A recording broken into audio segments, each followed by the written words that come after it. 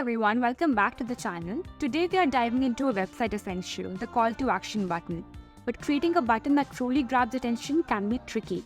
Today we'll explore different ways to design eye-catching CTAs with so much ease using Frama. Let's get started. To begin, let's just prepare our screen so we can place all the buttons. I'm going to select the desktop and turn on layout, and the distribution will be set to start. I'm going to press F on my keyboard now and create a frame here.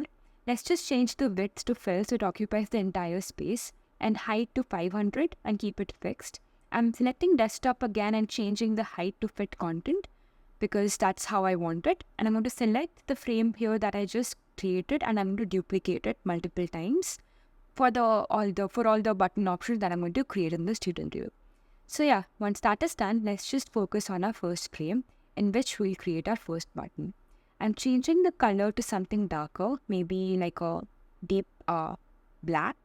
And in here, I'm going to press T on my keyboard, which will enable the text. And I'm going to write the text for my button, which is get started for free. Maybe that's too big of a text for a CTA, so I'm going to just make it start for free. And we will keep it like that. I'm going to select this text and I'm going to add a stack here, just like that. Why we added the stack is because we're going to add all the properties in here.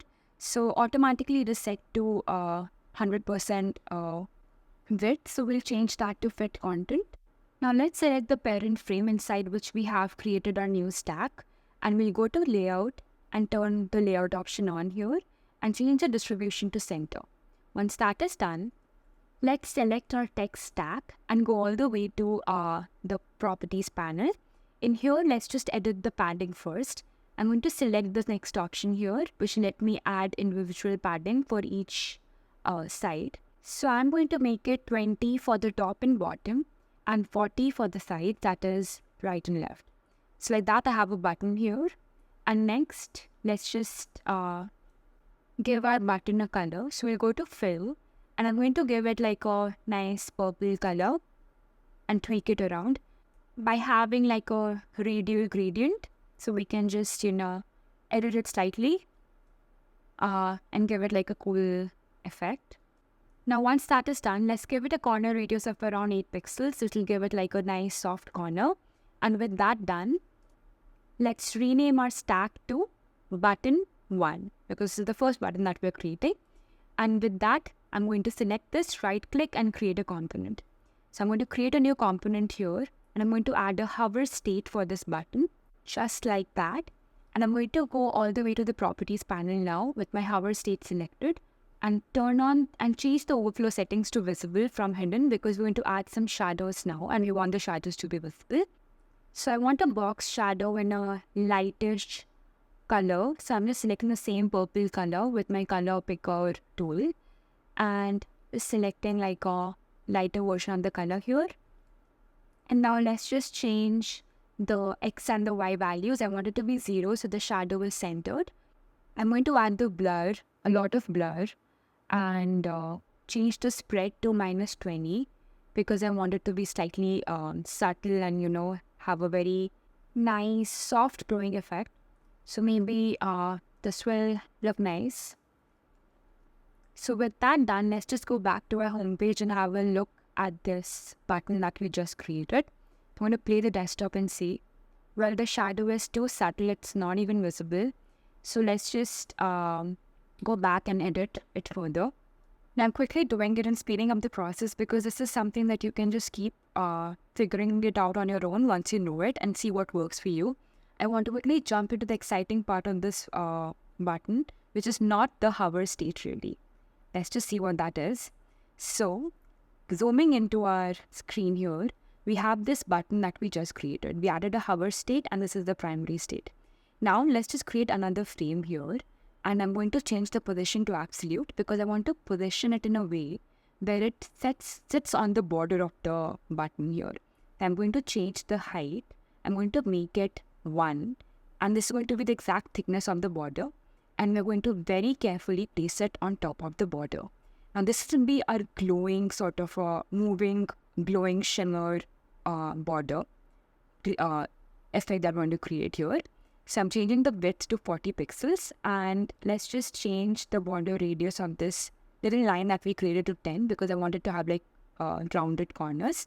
And changing the fill to gradient so that it looks like it's just running from one end to the other, and it's also leaving like a trail sort of a thing. So yeah, adding the linear gradient by keeping one end bright white and the other one white with zero opacity, just like this. So it looks slightly longer to me, so I'm going to just select this again and adjust the width here, and I'm going to change that to 32 pixels. Just like that, changing it to 32. And once that is done, we're going to add the effect, the loop effect here. So for that, let's just select the frame again, go to the properties panel, effects, and loop. In here, we're going to change a few properties like the delay. You want a delay of maybe 1. Opacity, let it be. I'm going to change the rotation to 0. We don't want 360 rotation. And offset, I'm going to increase it and make sure it goes all the way to like 139 pixels. And change the opacity on 139 to 0. Here, let's just change the transition as well. I'm going to do ease in. And yeah, let's just do that. The timing 1 is okay. It'll take 1 second to sort of go from one position to the other. And with that, we have added the loop effect. Now I'm going to duplicate this by pressing Command D, and I'm going to place the other one on the bottom edge of the button. So I'm going to place it on the opposite side, just like that. And let's just change the direction of the gradient by selecting it and twisting it around. Once that is done, we have it all set. However, we'll have to change the settings here for the loop effect, because currently the offset is set to 139 pixels, which will take it outside the frame of the button. So I'm going to bring that back to 0. And in here, we want the opacity to be 1. Let's just, take the offset on the x-axis on the other side so that it comes in the opposite direction, and change the opacity to 0 here. So with that done, it's time for us to play and have a look at our loop effect. Well, it looks pretty cool, right? The glimmer effect. The best part is it is super subtle but very attention grabbing, and it looks very elegant. So I should definitely give this a shot.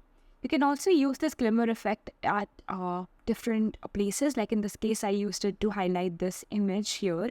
This is a reference from the Framers AI Starter Kit, and I used this frame here, the one similar to the button that we just made, and I changed the loop effect property slightly because depending upon the kind of feel and the transition I want. And let's just play and have a look at this.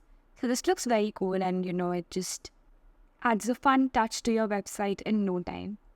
So yeah, to give it a shot, move on to the second button that we're going to create. For this, I'm going to select the frame, the second frame that we have, and I'm going to give it a color. Let's just go to the fill in the properties panel, and I'm going to give it like a deep yellow color here, just like that. And once that is done, we're going to write the text for the button inside of this frame. So I'm typing T on my keyboard to activate the text layer, and I'm going to write the text get a demo. And we are going to follow the same process that we did before. We're going to create a stack, change the width to fit content, the height to fit content, and let's just select the parent frame again and turn the layout on. Check the distribution is in center, and let's just select the text stack and add the padding. I'm adding the same padding as before, 20 on the top and bottom and 40 on the sides, right and left. So yeah, we have the button ready here. Let's just give it a nice fill. So let's go to fill here, and I'm going to give it like a bluish sort of fill here so that it stands out on a yellow background. Now for this button, I want to add a nice moving arrow right next to it and animate it further, for which I have landed on Lottie Files, which contains a bunch of GIFs to choose from. I'm going to type an arrow here, and as you can see, I've gotten a bunch of options. Some are premium, some are free. I don't have a premium plan, so I can't really edit the GIFs further, but I can obviously use the ones that are here in the free plan. So yeah, let's just have a look at those. So I pretty much like this one right here, so I'm going to click on this. Once you do that, you'll see a lightbox here opening up. There's an option to change the color palette. You can explore that. And you also have a lot of integrations and plugins for this. So you can edit the animation, you can change the background color, you can do a bunch of other things. The only problem is that you can do the changes, but in order to save it, you'll have to pay for the plan. So yeah, you can see how it looks in different colors and everything, but in order to use it, you'll have to use the one that is there by default. So yeah, let's just go to Save to Workspace to generate. Once you open this, you'll see a lot of edit options here as well. But for now, let's just go to Hand Up and Embed and copy the asset link here. Back to our button here, it's time for us to place the GIF we just copied the link for which what we have to do is we'll go all the way to the Insert panel, and in the search bar on the top, we're going to type in Lottie, and let's just click on it to insert. Now we have a .lottie component here with all its properties. I'm going to bring it down in size just like that and place it right next to the CTA. And that's not happening because it's set to relative positioning. So we'll have to select it and change the type to absolute so that we get a free hand to move it around. I'm going to place it right next to the Get Demo button here and ensure it's the same height as the button. Just like that. Now I'm going to move this up slightly and I'm going to press F on my keyboard to create a frame. So I'm going to put a frame here and I'm going to change the position to absolute. And let's just ensure that the width is again same as the button here. The height of the frame is similar to that of the .lottie component because I'm going to place the .lottie component on top of this frame. So yeah, let's just drag and drop and place it right here just like that. Now with that in place, let's just update the Lottie link here and paste the link we had just copied. So we have the arrows right here. So let's just change the background color to white. And with that, the button is all set.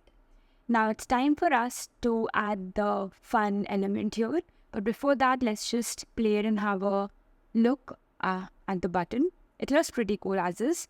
But we're going to make it cooler by adding a very nice and fun hover state. So I'm going to select this entire button and all the layers in here. I'm going to add a stack.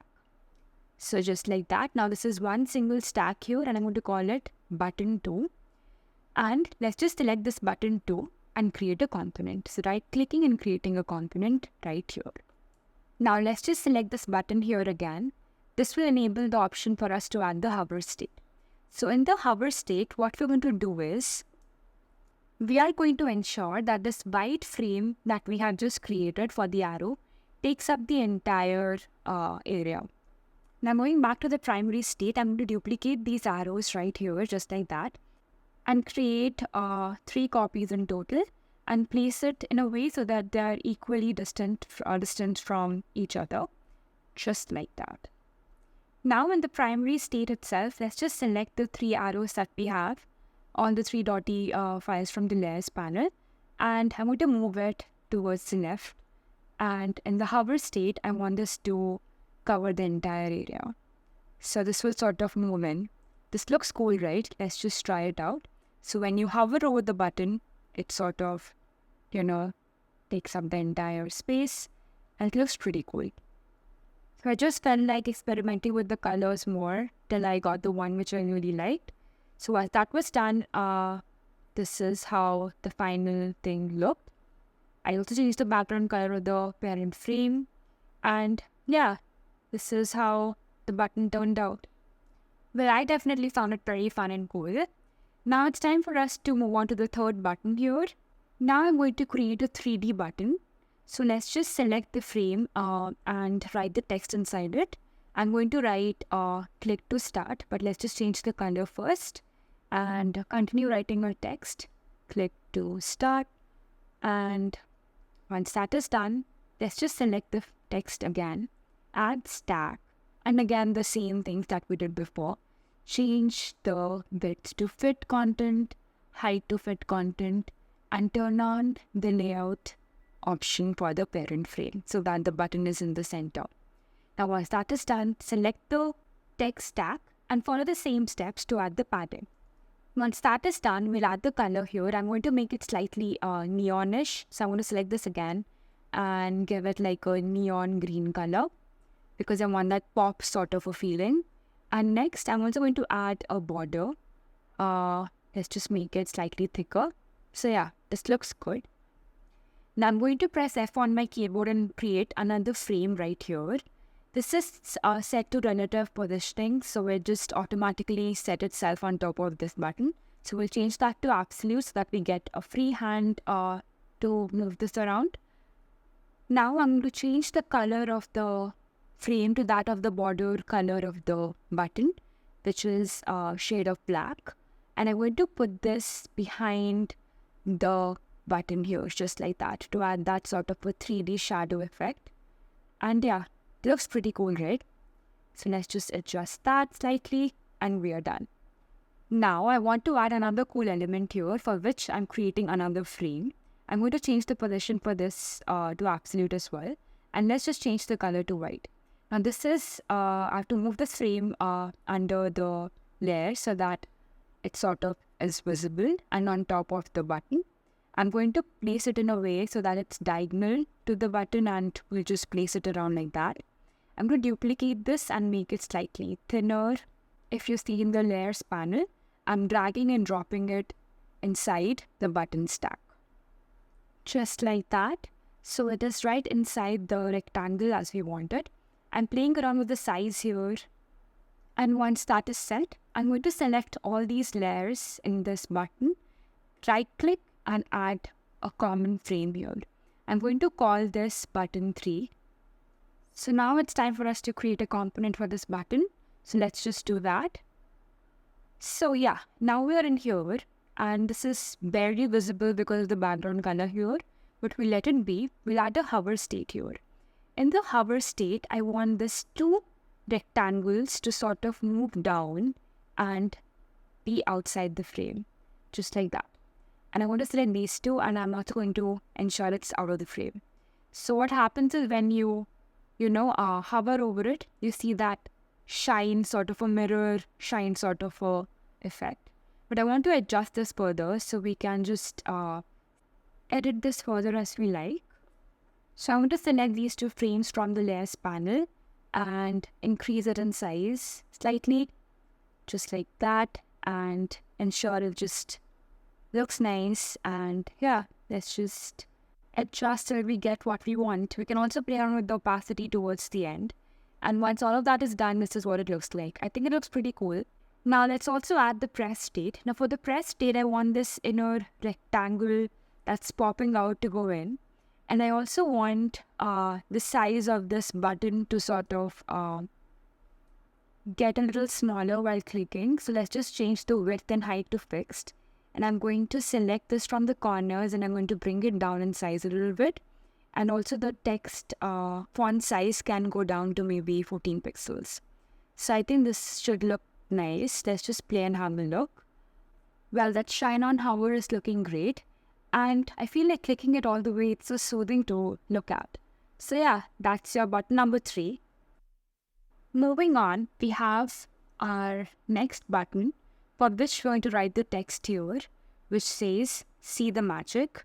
So I'm going to fast forward this process because it's pretty similar to what we have been doing so far. So it's just writing the text, creating a stack, adding the padding.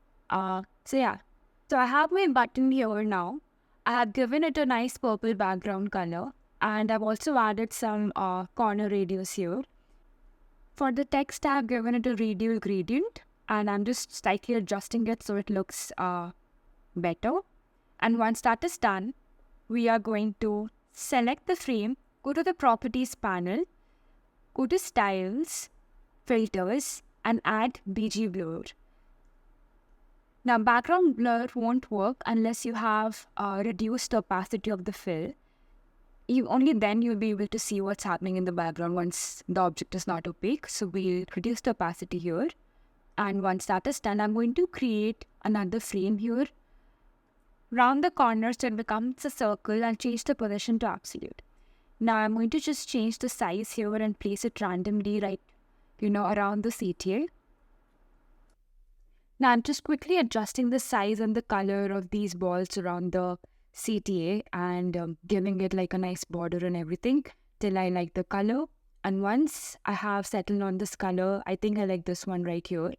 I'm going to select all these frames separately and put them in one frame, just like that. And let's just change the size of this frame. I'm going to increase the area where these balls can move around. So I'm changing the size of this frame. And these balls, I'm going to bring them back to the original position. I don't want it inside the CTA stack. So be careful with that. And just positioning it in a way that it's peeping out of the CTA. It's hiding behind it. With that done, let's just select the frame now, the stack, and create a component.